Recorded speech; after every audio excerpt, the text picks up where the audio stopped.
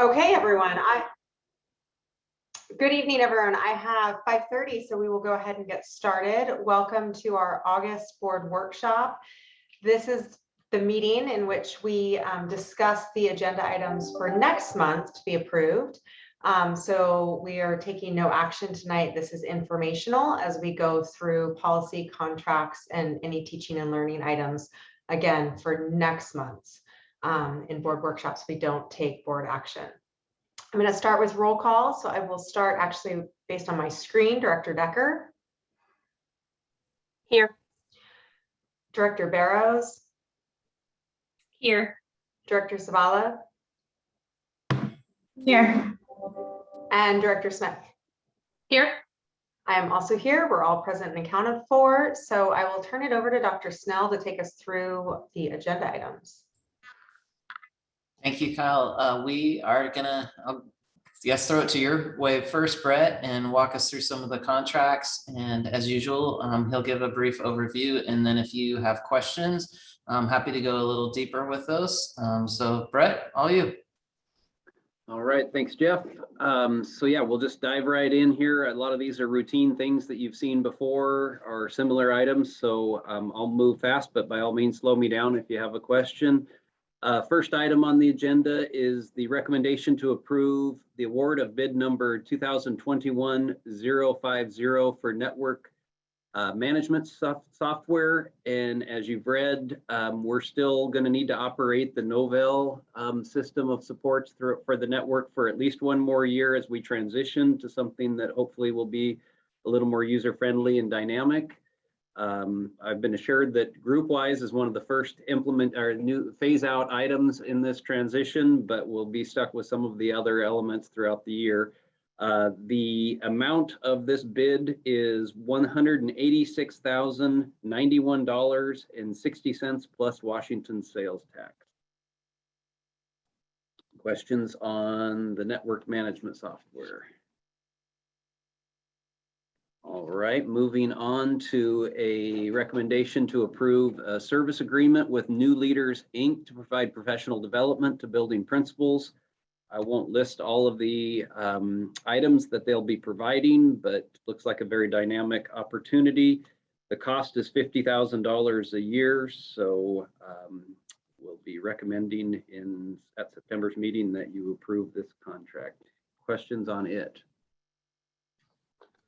I was just curious, the timing for the start, is that going to be this fall after school starts, I assume? Yes, because we're approving in September. Yeah, I would assume that it will obviously work won't commence until the contract's approved, but I'm assuming that they're geared up to move pretty quickly after there's a contract in place. Okay. All right, the next item is a recommendation to approve purchase agreement number 2021-060. That's our routine annual renewal of the Cooperative Information Management Services Agreement between ESD 112 and the district. And again, this is just the software that allows us to do our fiscal work and state reporting, as well as the student management system, which has some elements of state reporting as well. I guess the good news of decreasing enrollment is the cost of this is projected to go down. It will be adjusted for actuals, but since it's billed on a per student basis, we could have a small reduction in the cost. The estimate for 2021-22, as you can see, is $809,184 for that software and state reporting capacity. Questions on that ESD 112 contract?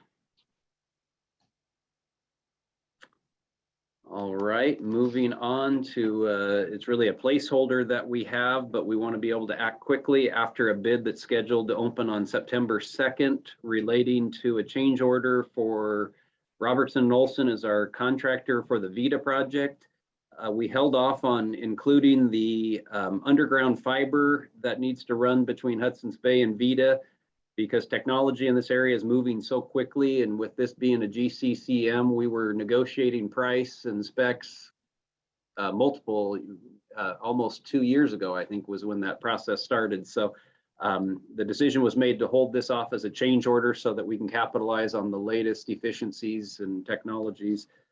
So we'll see what that looks like September 2nd, but we wanted to prepare you so we could move quickly on that necessary VITA in capacity building item. So questions on that? I'm just confirming the board will see it in a briefing prior to September 14th.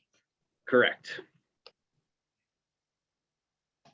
All right, next one's another change order with Robertson and Olson Construction. This one at Columbia River, as they've, as anybody that's driven by knows that there was pretty dramatic tear down and reconstruction underway, thankfully. But when they were in the process of looking at that stadium, that unfortunately there was some dry rot and some other things that the county building department identified that needed to be rectified before we could get permits. And the result was a change order in the amount of $621,242.20 plus Washington State sales tax. So our recommendation would be to approve that, keep that work on schedule. All of this is out of the bond fund, as you know, as well as the VITA enhancement that I was just referencing on the previous item. Questions on the Columbia River Stadium? All right, another routine renewal is our next item, which is Intergovernmental Agreement 2021-051. That's for ESD 112 to provide specialized printing services for us throughout the year. Our estimates are that we typically consume about $400,000 worth of these printing services with ESD. So our recommendation is we continue that successful partnership. I'm curious, are there examples of what specialty printing services they provide? Well, there's some items listed in the recommendation, so I'll just kind of grab a few. We have some various handbooks. They use booklet maker, tabbing. So like our budget books, they do our budget books that you guys have hopefully seen. I know they were late getting them printed. We were late getting everything printed this year, but hopefully you've seen those by now. But it's, you know, schools I think have handbooks, various flyers, wide printing looks like. So I can get a more exhaustive list, but I just know that it's been pretty popular and we have a pretty streamlined system of communicating our needs with them and getting them turned around pretty quickly. No, you answered my question. I was basically curious if schools also had access to that, not Definitely. just central office. Thank you. Definitely. All right, next item is purchase agreement number 2021-055 for VSAA furniture. You can see that the amount not to exceed is recommended to be $445,000 plus Washington sales tax. The preferred vendor on this is Hyphen, a Portland company. They've equipped a lot of our buildings recently, so their products have become more and more popular with our staff. This is obviously out of Capital Projects Bond Fund. So questions on the Hyphen VSAA bid?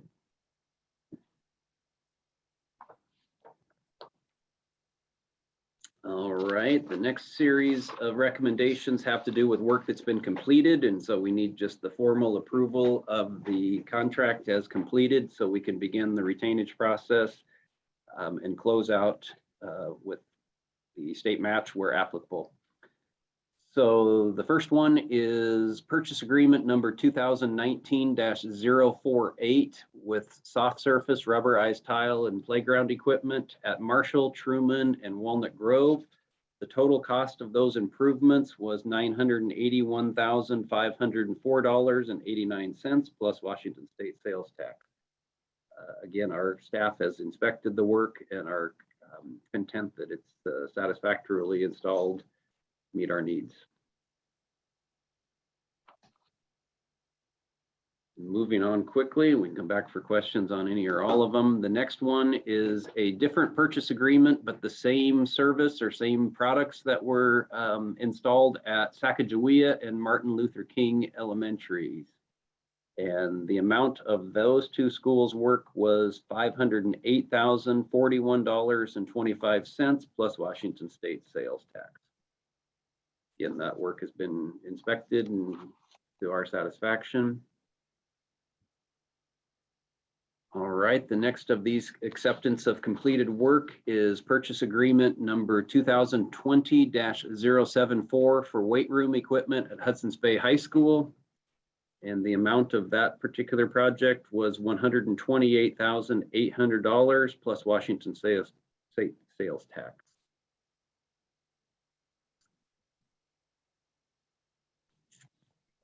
Right, and then the last one of these completed contracts is purchase agreement number 2020-082 for field improvements at Skyview High School.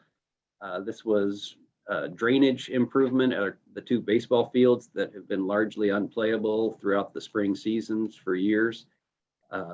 This work has been satisfactorily completed as noted, and the final amount was $402,255.83. And again, I'll just note that all of those items were funded by the Capital Projects Bond Fund.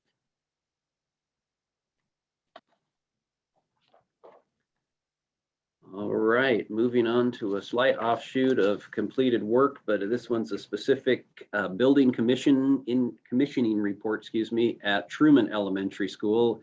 And as you've seen on other state match projects, this is a requirement of again, those state match forms that we have to comply with. The work has been completed to our satisfaction, so it would be our recommendation that you accept that school building commissioning report next month. All right, moving on to a recommendation to approve purchase agreement number 2021-059. This is for Vita Furniture. And again, Hyphen is the preferred vendor. The amount of this particular bid or specification listing was an amount not to exceed $1.1 million plus Washington State sales tax to be funded again, Capital Projects Bond dollars.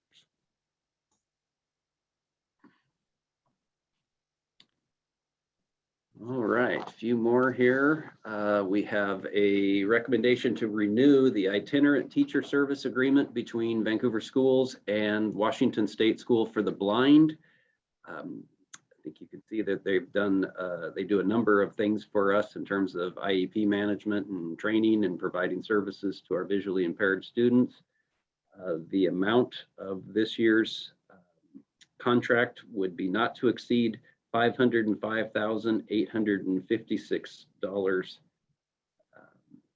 for the year.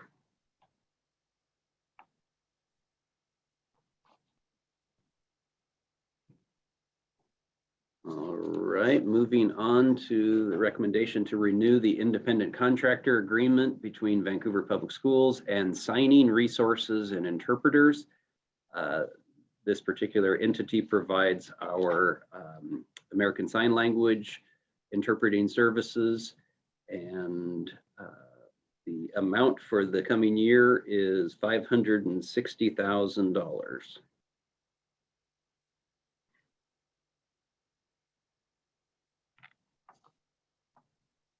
Right, then moving on to our last one, which is a recommendation to approve purchase agreement number 2021-061 for homeroom for educators online service agreement provided by School Data Solutions.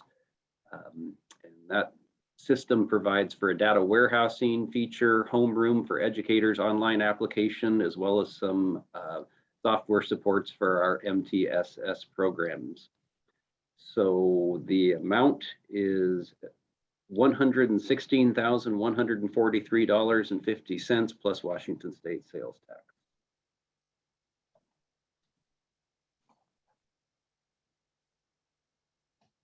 Right, hearing no questions.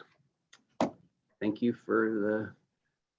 Thank you, Brad. I apologize that we didn't have any questions for you, but. Oh, like I said, I think you guys are getting pretty experienced at some of these things. So you're seeing for the 5th and 6th time on some of them. So no worries. Yes, lots of routine contracts. So the next part of the agenda, we have 5 policy recommendations for first reading, and we have Marilee Scarborough, legal counsel, here to walk you through some of those. So Marilee, you want to take it away? Yes. So the first policy that you have up for review is policy 1400. It's a board policy on meetings, conduct, and order of business. And there are 2 changes made to your board policy. The first one is that the public who attend your board meetings would no longer be required to give their address. They would state whether or not they live in the district. And the second change is that members of the public who make public comment would no longer be able to share their 3 minutes. That provision is eliminated under this draft. So those are the 2 changes to your board policy. Any questions about that one? Well, you kind of answered the question I had when I read this in the workshop. I wondered about the removal of the line about 2 or more people speaking on the same subject may yield their time. I was curious if it was just removing the wording from the policy, but maybe the practice was still allowable, but this actually takes away the procedure as well by removing it from the policy. Is that correct? It removes it from the policy, so it's no longer standard practice. I'm looking because there's still a provision there that says the board chair may extend the time. So in unusual circumstances or when the need arises, there's still some discretion for the board chair to say continue speaking for a period of time. Okay. I know this was something that we had kind of talked about just because there were some questions that kind of arose from the community regarding the process of yielding time. I mean, I'm curious what some of our other board members think about that. I guess I hesitate. I mean, it sounds like the purpose of it is to in reading kind of the recommendation, consistency and fairness for all individuals. I guess I just worry that kind of changing a standard practice, I don't know, I guess I just worry, I don't know, I guess I worry that it might be, you know, if our goal is to try to get fairness and consistency, that if then people are not aware that there's a change in kind of yielding time is kind of a standard practice in public meetings, that might be seen as, I don't know. I just don't want it to be necessarily. I think that my caution, I agree, Tracy, is that sometimes I think people don't have the ability necessarily to speak in public comments, whether it's comfort level. And so I feel like sometimes if they find someone that can also help express their thoughts, it's an endorsement that someone speaking for 5 minutes could represent the ideas of 2 people, even if one is not fully comfortable speaking. I know I appreciate you bringing this to us because I know that there was concern in July, and I think that there's more work to be done to zero this in. But I find myself agreeing with Tracy that there are some times that it's an access, it's opportunity for people who might not have the ability to necessarily communicate for themselves. Yeah, I think the concern that came up through after the July meeting, was brought to our attention, this policy. So theoretically, you could have somebody speaking for an hour, and I think that, and I understand that concern, I guess, I've been on the board for 2 years. I think the most I've ever seen with people yielding time is maybe 3 people yielding their time. So I think the concern that it might be, abused or overly used, more often when it is used, it's one person yielding their time to somebody else because somebody just needs a little bit more than 3 minutes. I don't know. I think I don't know. I mean, I could see how it's just fair across the board. Everybody has 3 minutes. That's your 3 minutes. But then I also think if the purpose is to not have people overly use it, maybe we could put some parameters around, 2 to 4 people speaking on the same subject. I don't know. This kind of made me curious when I saw it kind of coming. I know there was discussion about the use of yielding their time. I don't necessarily know that I would be ready to just throw it out the window. Can I jump in here Yeah. for a second? I think I absolutely agree, Tracy, and you beat me to the punch because that was the question I had on my notes. I think you're right that in my almost 4 years on the board, the longest I've seen, or the most number of people I've seen cede their time was, I believe there were 6, and it was this last summer. So a total of, I think, 18 minutes. And if I remember, that person didn't even use the full time that was allotted to them. I don't, the opportunity or the chance that it would be abused, I think is pretty minimal. And also, frankly, I would rather listen to one person, for 18 minutes than have to go through, especially when we were doing it on Zoom, but rather than go through all of the, okay, call up the next person and wait. Like, there's a lot of time lag between speakers too. It's actually more efficient to do it this way. So I was not very excited to see this particular change. I would much rather keep it as it is. So Sandra, I see that you raised your hand. Would it still give the option for an individual who may not want to speak, but to yield their time for their 3 minutes, to yield their 3 minutes to someone else? Or is that It sounds like in this policy revision, it wouldn't be. okay? That's correct. So somebody, I think, Sandra, do you mean like, if I'm not a board member and I want to give public comments, but I'm too nervous to stand up, like I could have you speak for me. Yeah. I mean, like, I guess that theoretically, was my yes, but you would question. only have 3 minutes. You wouldn't then have 6 Yeah. minutes to speak for you and for me. Like, we've had that before where somebody reads a statement from somebody else that couldn't be there. Okay. You don't just get like more of the time. Mhm.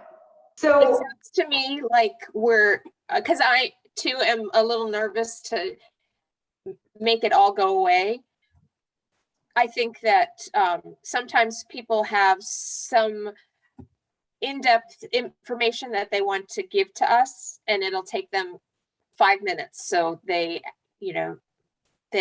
partner up with somebody to give us all that information that they want us to see and hear. But I also, unlike Wendy, I don't like it when somebody stands up there and talks for 18 minutes. I use the 7-minute rule, but I guess that has to do with the age of the kids that I work with.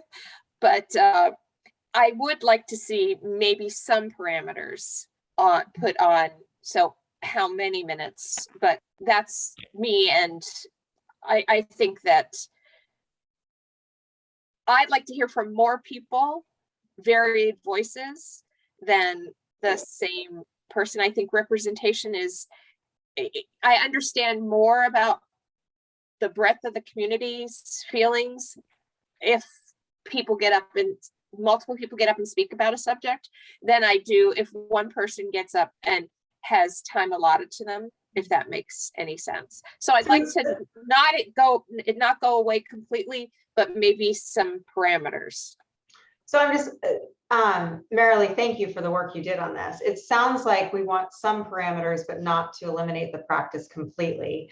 It also, I think part of the issue for me, I really want to make sure it's the process is well communicated so everybody has access to the same tools. And so if you have something detailed you want to share and someone else might not feel comfortable to speak, that they might yield your time, but that we put some parameters and really focus on communicating that practice. And, whether it's a flyer at the front of the room for meetings, just to make sure everyone's on the same page. Does that seem like that captures everyone's feedback? Yeah, because I think that was part of what the concern, came up, was just not being aware of that this was a thing that you could yield time. So I think that. Does that give you clear enough feedback, Marilee, to work from? Yes, I will work with Dr. Snell and take his guidance on the type of parameters, and then we'll bring it back to you for your consideration. Okay, I appreciate it. Thank you. And Absolutely. I just wanted to comment on the address change. I think for some people's comfort level, especially in a time when things are so elevated in the discussion, I think that's great. But I also do like that we have people state whether they are or not from the school district, because I also want to make sure that the people that are speaking, that I know that they're actually representing our community. And because we all know that sometimes groups may show up to various meetings, city council meetings, board meetings, also that are actually not the taxpayers and not the people affected by what's being decided. So I appreciate that clarity. Thank you. Yeah, adding on to what Kathy said, I kind of dug in. I know there were some questions coming up around why you had to give your address during public comment, and all the information I found was really as part of the identification that, if it's a city council meeting or if it's whatever type of meeting it is, that you are one of the constituents of that meeting, or the group that represents. So I like the addition of, and a lot of people will tell us, that I have kids in the district, or I'm a teacher in the district. They kind of identify like the perspective that they're speaking from. But I like kind of this addition of instead of the address, that if they reside in the district, just so we get that perspective. And that change is also in response to feedback received. So I appreciate, Marilee, you incorporating that into this policy change. I think for me personally, as a board member, it is valuable to understand who's speaking and how they're a stakeholder in our district and our board work. Thank you. Can I just ask one more question before we switch to the next item? Well, two things. One, in all honesty, I'm not a fan of putting parameters on, but it sounds like I'm the minority in this particular conversation. I would just say that I would, in order for me to support that particular change of placing some sort of parameter, it would have to be a fairly generous parameter, not limited to 2 speakers or something, or 6 minutes or something like that. My other question though was not necessarily about either one of these changes, but during our retreat last week, we had a conversation about changing the title of our, so this is why we want to change it, work sessions versus workshops or whatever. And I was just curious, since we're already looking at this policy or making changes to the policy, is this an opportunity to make that change as well? We can, yes, if the board has decided that they want to change the name from workshops to committee of the whole or something else, then we could incorporate that change along with the other changes you're making in this policy. Thank you for bringing that up, Wendy, because I think that there was consensus that workshop didn't necessarily reflect the purpose of this meeting, that this was really just a committee meeting in preparation for our regular board meeting. Well, and I will also add, as I'm scrolling up, we call them the meetings that happen on if we're looking at changing the titles, the meetings that we have on the 4th Tuesday of the month. I think we advertise them as study sessions, and the policy actually says work sessions. So I don't know if that needs to be pointed out as well. I mean, it's kind of the same thing, but I think maybe for consistency. Like to codify it. Yeah. We can do that. I had a question about the addresses. When people sign up for to speak, do they provide their address on the sign up sheet, or they don't provide their address at all? It's been a while since I looked at the sign-up sheet. I'd probably have to defer to Erin because I can't remember if their address is on the sign-up sheet or not. I will say the last few months, every person has provided some element of their address. Most of them were complete, There were a couple that just indicated city, state, and zip. That is correct, Kyle. Some citizens have just put down their name, their city, and their topic, and some citizens have put down their entire address. So it's been pretty sporadic. I guess I understand the changes of why we're doing them. I guess in my point of view, I would still like to have some way that we would still have their address, and if it's just on the sign-up sheet, because I think it's important for us to know where our constituents are coming from. And like I understand that, you know, for privacy issues, not having it to announce it to the public, I think that's totally fine. But I do believe that I would like to know at least like where our constituents are coming from, and if they are coming from the outside, and if it's more teachers or I don't know, at least I would like for that to be considered, I guess, maybe more of a that it's part of signing up that you do need to provide your address. I don't know. It's just, I do agree there's value, especially knowing that in a district as large as ours, there's, you know, a lot of diversity across the district. So it is helpful to understand if someone's, you know, writing from downtown or up north, out east, that's valuable to know kind of who's responding and who's speaking to different topics. Well, and also it's a way to follow up, you know, because there are lots of different ways that we follow up regarding comments and being able to connect back with somebody if there is something we need to get more information about, or, you know, they asked some questions or wanted us to consider something and we need to reach back out, having a level of either their address or contact information to check back in.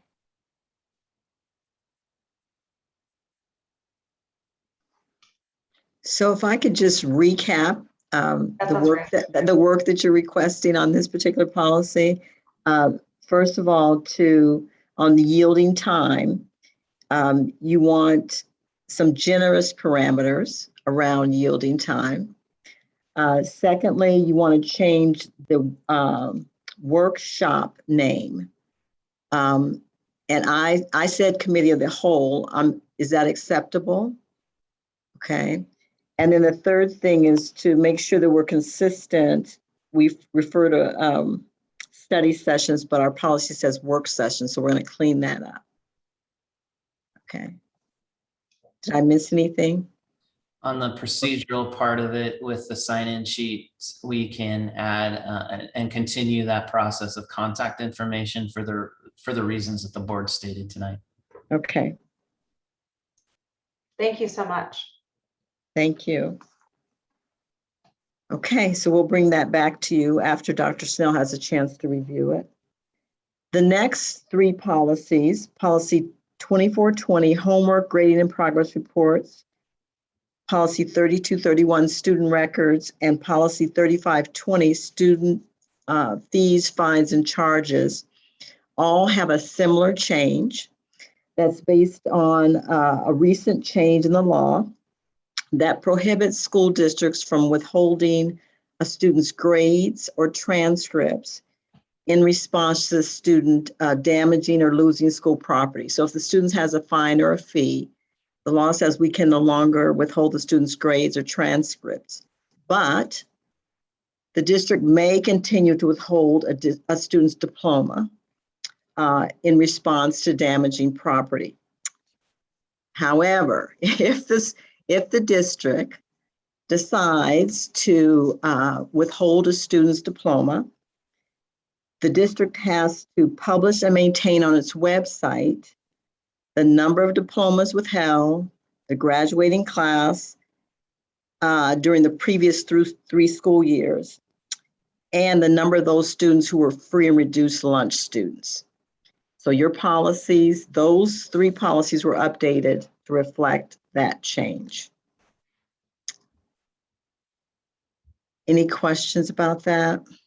So is there a corresponding procedure that the district is putting together in terms of reviewing how we determine when it will be withheld?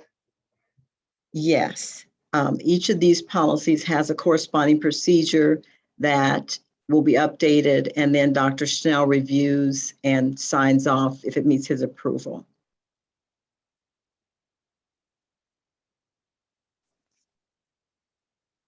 Any other questions about those three policies?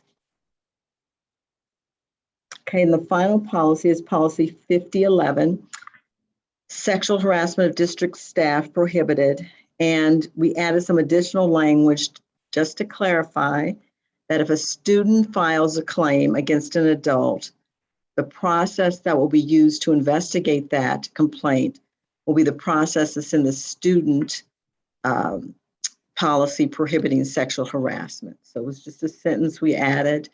There's no immediate need. There hasn't been an incident. We just wanted to make sure we had a process in place should the need arise. Any questions about that? Thank you very much.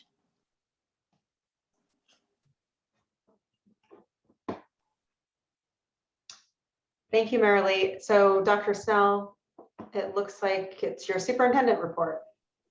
Thank you. Just wanted to walk you through some updates since the last time we were together, in particular related to fall guidance. And of course, now we're 2 weeks away from the start of the school year. So lots of moving parts right now.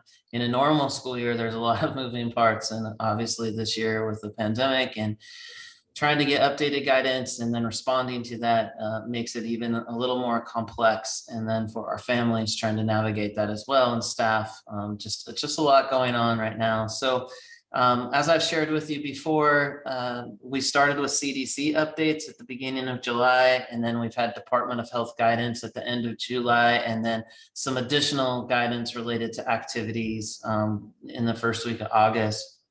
Our strategy at a communication for communications is to really start broadly at the district level and have access for families to frequently ask questions, information about our mitigation strategies so that schools can tailor their specific school site communication to their families, building off that. And then the teachers can communicate with their classes and then at an individual level as well.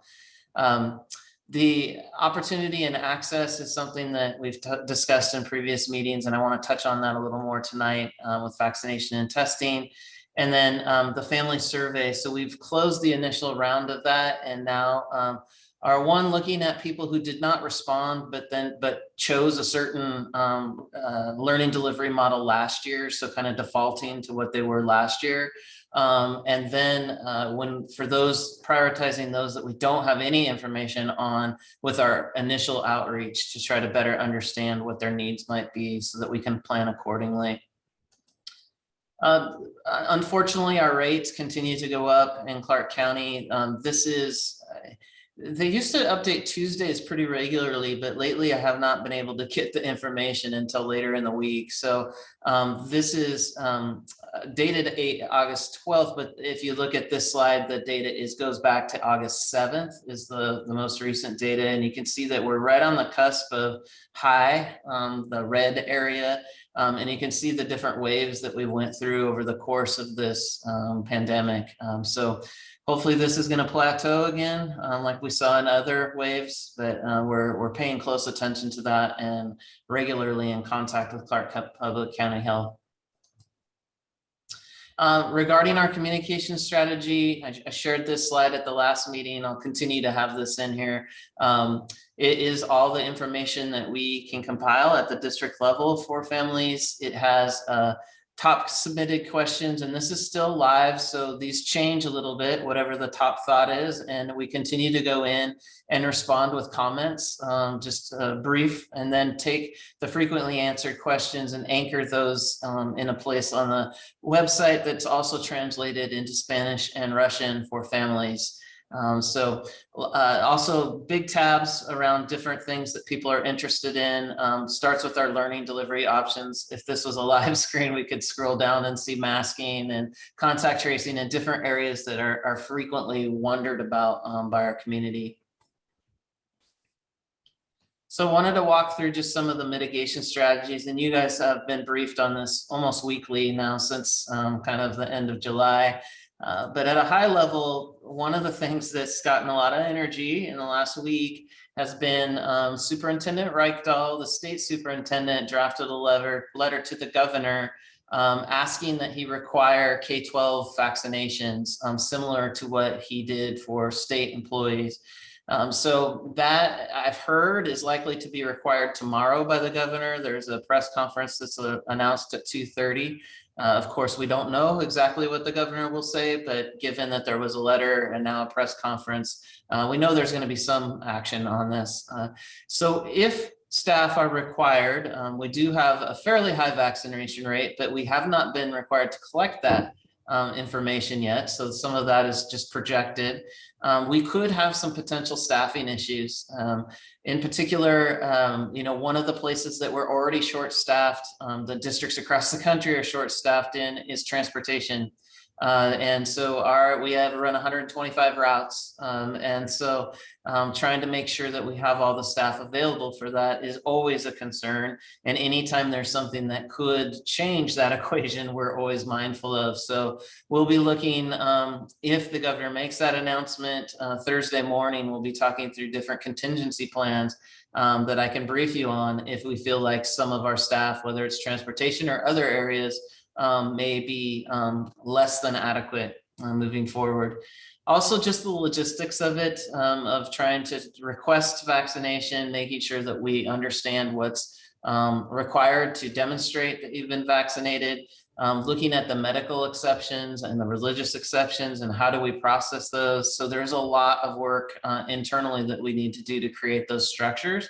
When you have 1,000 employees, it's a big move to do any of these things. So the HR team, the technology team, they're all working on different scenarios if this is what happens in the next day or so. Happy to, maybe I pause there to see if there's any questions, as that's a new thing since the last time we talked.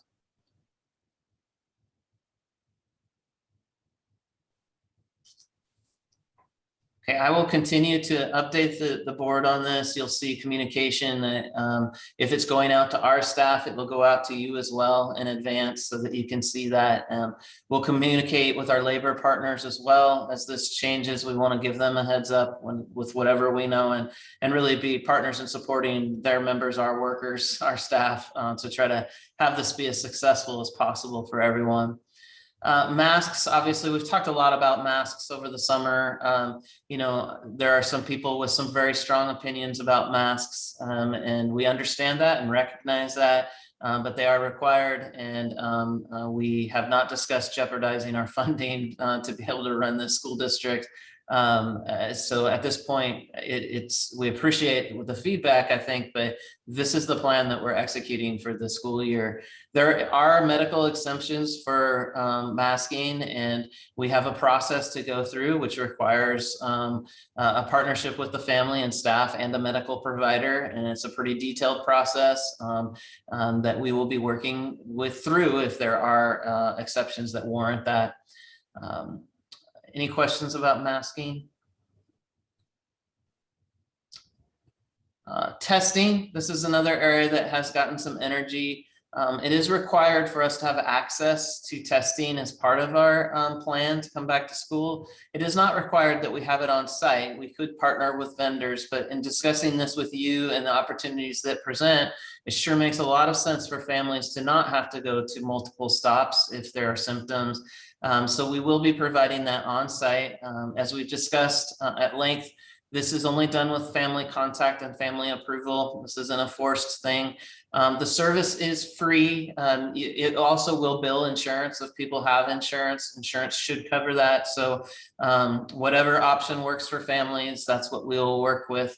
And then the goal is to get those results really quickly. One, to mitigate any spread, and two, to hopefully get kids back in school if there were close contacts to verify that they're not testing positive.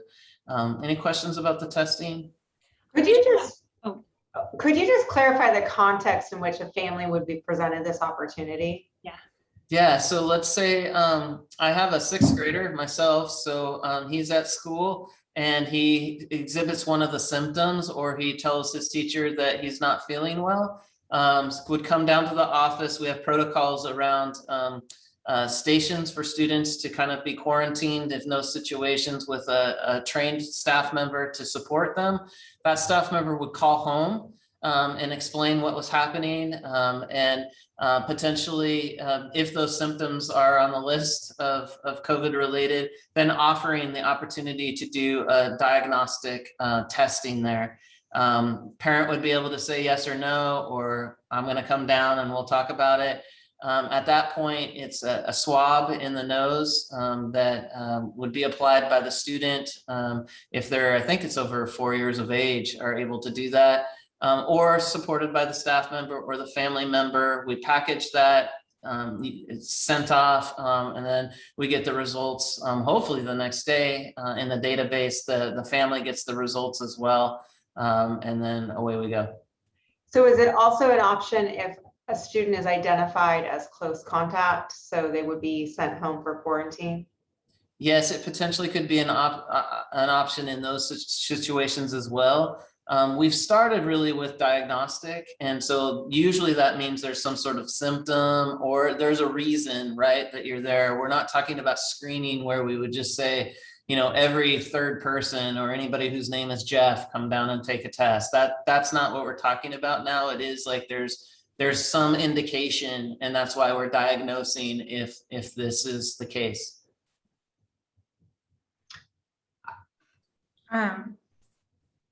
Just to guess, maybe to clarify, and like if a child comes to the office and says, I'm not feeling well and has a fever, would that be automatic call the parent and ask them for the testing? Or I guess I'm just, like, how are we going to differentiate from just having a fever to then COVID, I guess that's the. Yeah, it's a great question, Sandra. And honestly, it's one that I probably don't have a specific answer for, because each situation, the student would come down and our healthcare team would assess that and make a determination. If it is a symptom on the COVID list, though, we're going to treat it like it's in that arena until we know it's not. So that would be my general answer. But as you know, each situation, kiddos are saying like, I don't feel well. And then you do some investigating, right? Why aren't you feeling well? Well, I fell down at recess. Well, that's a different kind of, I don't feel well than, I have a fever or something like that. So our staff are great with that. We've had a year of kind of processing that. And then once it gets into those symptoms, then it's pretty prescribed, or in the close contact thing that Kyle asked about, it's prescribed as to what we do. And those are agreements with Clark County Public Health. So they review all of it, they put the flow charts together. And then once the flow charts are in place, then we ask them questions about certain things, but we stick to the flow charts. I think that it's a great opportunity to provide to families so they don't have to make that extra stop on their way home from picking up a sick child. And also anything to reduce the amount of time kids are forced to be out of school is a plus in my book. So that's what I was going to add.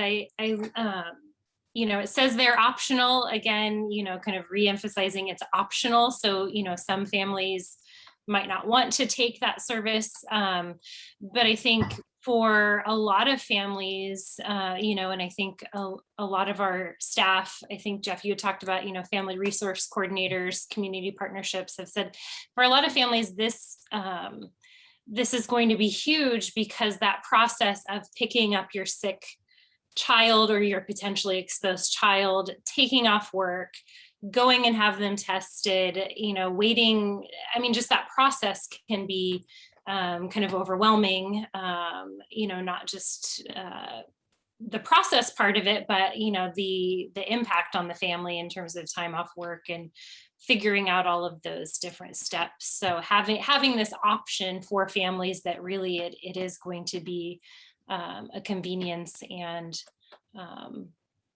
really kind of help in that process.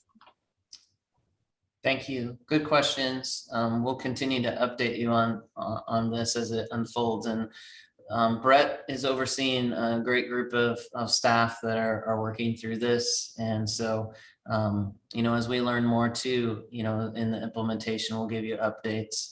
You know, how often is this being used? And, you know, of course, with all these processes too, we've learned that there's a feedback loop on some of these things, right? And as soon as we start the school year, there's going to be adjustments to some of these practices as we learn more about how to effectively meet the requirements. So the last area is about lunch. This is where families have had a lot of questions, and rightfully so, because last year we were mostly in hybrid in person, and so our numbers were smaller.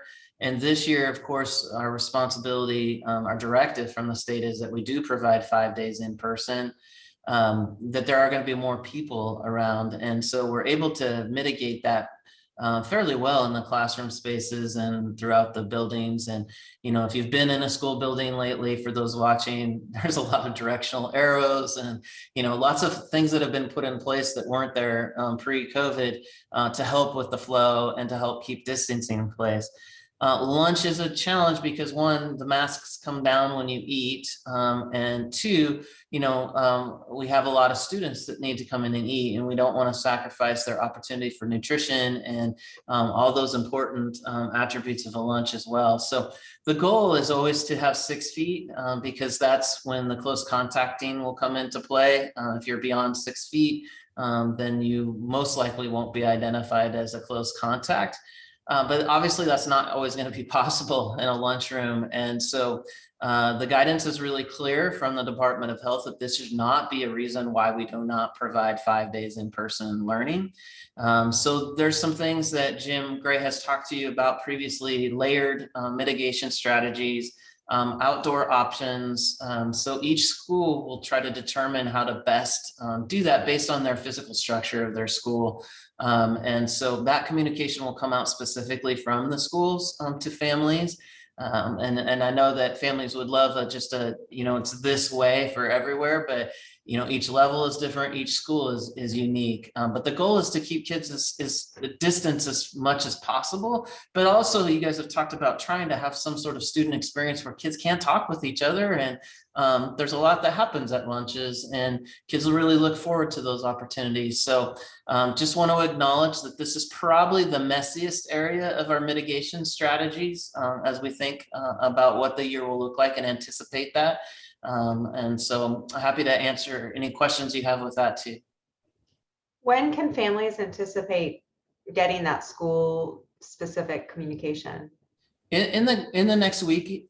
Well, obviously the 2 weeks prior, I was in the back to school nights, and I know that some of you have scheduled nights where you're meeting teachers and things like that. That's where you should be able to get all those questions answered, and at a high level, at least the plan for when would my students' lunch be, and you know, are they eating in the classroom, or are they eating in the cafeteria, or do they have options outside?